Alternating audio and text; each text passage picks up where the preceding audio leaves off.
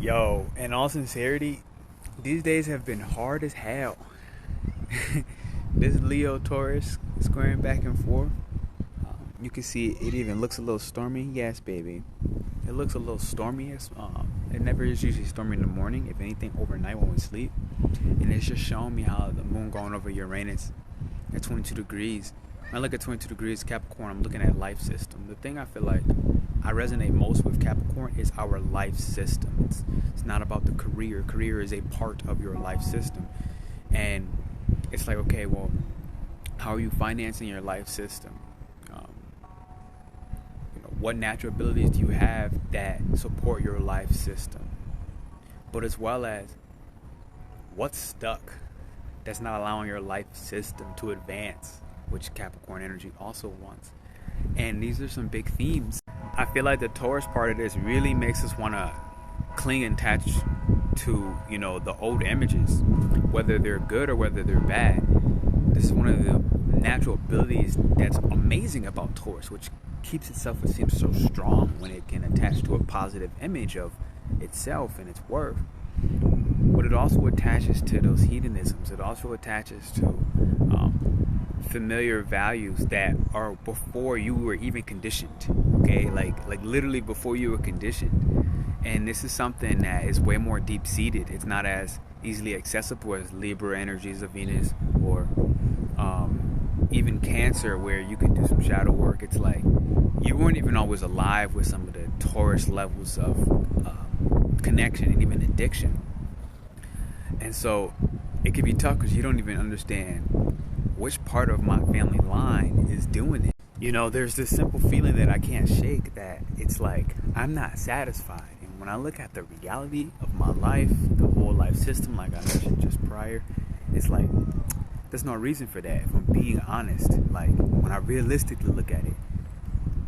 And this is, I feel like, what the South Node was trying to teach us, especially me as a Scorpio rising, is like to not annihilate everything in this process. And it's like I'm recognizing, especially as I take the time to journal, like, damn, like how far did I get from annihilating everything? And that it used to be such a go-to move, but it's tired, it's outdated, it doesn't work. And that's what Uranus does. It's like, running away doesn't work. Like I find myself in a situation like this where I just want to get on a flight one way, pack a bag, and I'm in a brand new country, I'm in a brand new continent, and like that was like my go-to move. But it's like that doesn't work at this stage of my life system. And that's the tension. It's the tension.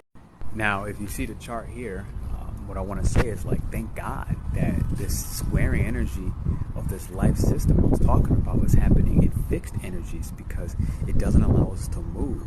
It actually is what makes it so much more tense, because it's like, wow, like I'm forced to really feel into like what's really going to bring my heart joy, what values are honest to God holding me back, and what part of my life system should I really just take more time to be grateful for and experience the joy and literally indulge in the gains, indulge in the praise that I owe and deserve to myself.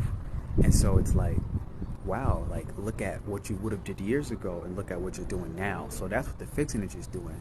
The moon is in Gemini. That's a thank God, because it kind of frees up our mind to really shift and change our perspective on hey, look, like there's these everyday daily things that we need to do, we need to schedule, we need to talk it out, or we're not going to get any. The last thing that's coming up is really me looking at where in my life have I been envious of other artistic displays, from whatever I see in the external world, trying to get me more in tune with my internal desire to play, to create, to have something that I call my own.